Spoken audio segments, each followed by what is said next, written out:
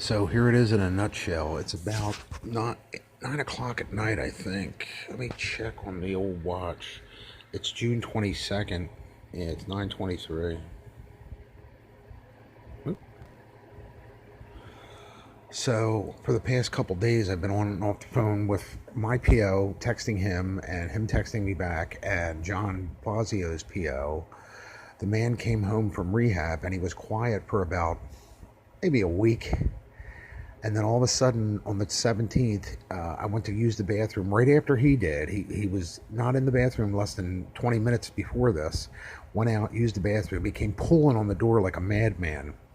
And what he does is, as soon as he gets home, and this is what he did tonight, he went in, shut the bathroom door, walked back to his room, went into his room, grabbed something out of his dresser, and I think he's downstairs now. His soap was missing from the shower, and the shower curtain was partially closed. So I guess he's taking a shower downstairs or wherever he's staying, or he came to get some stuff. But his room light is on, and I haven't heard anything out of him after the dresser drawer thing. So I don't know if he snuck back downstairs, or I don't know if that was the landlady coming to get his stuff. But he did not come up here after Friday, this past Friday, the 21st or 22nd, or 21st. He broke the damn banister going down the steps. And this was right after I called his PO. So I presume or assume that he got in trouble and he got mad about it and he broke the banister leaving. Because the day before that, I believe I called his PO on his behaviors, on his antics. And now this is going on for 13 months. Now I have diverticulosis. Which is kind of like IBS or Crohn's disease. It affects your bowels. I have to get into that bathroom when I'm, when it's acting up. I have diabetic neuropathy in my feet and going up mid calf, maybe almost to the knee. I have hepatitis C. I'm blind in my left eye. I've got 4 tumors on my liver, which is shot. I have cirrhosis of the liver. It's gone. They said if I drink or use a drug again, I'm going to die. I'll end up in the hospital. I even have to watch what medications I take. If it sifts through the liver, it could kill me. I have just diverse, amounts of disabilities wrong with me, and I've got bed bugs with this landlady refuses to get rid of, and you get bit up all summer. She won't let you have an air conditioner to kill them.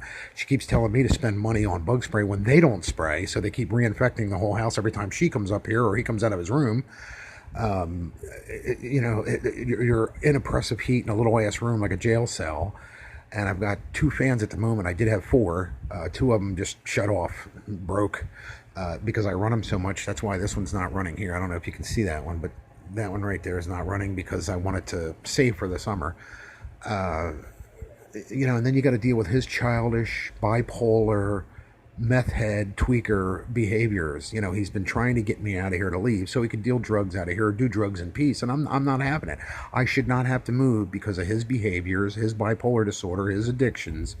They need to, Delaware County needs to get this man on a leash, or he can move, go terrorize some other building. He's followed me to church, to the bus stop, to the store, trying to terrorize me, intimidating me, scaring me, he would not let me use the bathroom for at least 6 months, the first 6 months I was here. After the first day I was moving in, he knocked on my door within 5 minutes. Or 7 times within 5 minutes. What are you doing in there? Cleaning? What are you doing in there? I couldn't even unpack because the man was on my, like a $2 hooker. So after the second day, he told me I couldn't use the pots and pans because they were dirty, but yet he uses them.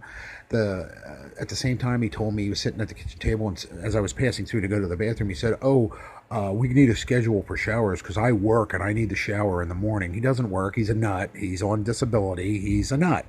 So I confronted the landlady about this, and she told me to run in my room and hide from him. That was her answer to all this. I looked at her and I said, well, you have a bathroom, a shower, and a toilet in your room. You can do that because she said that's what I do. I ignore him.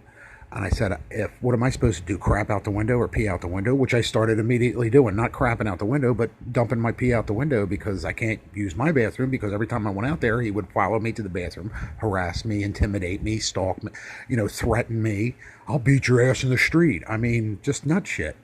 So that passed, and then he would go by my door and punch my door handle. He would drop shit in front of my door. He coughs and sneezes. He just did it the other day. This is why I called his PO again. Now we're talking 14 months later, going into 14 months. He's still exhuming the same behaviors, still acting the same way. So yeah, hopefully these guys can get this nut under control. I don't know, but I'm going into too long of a video, so I might make it a 2-segment video. But this is insane. He scraped a butcher knife down the wall from my door to his door. I mean, the list is endless of the things he's come up with to try to agitate and get under my skin.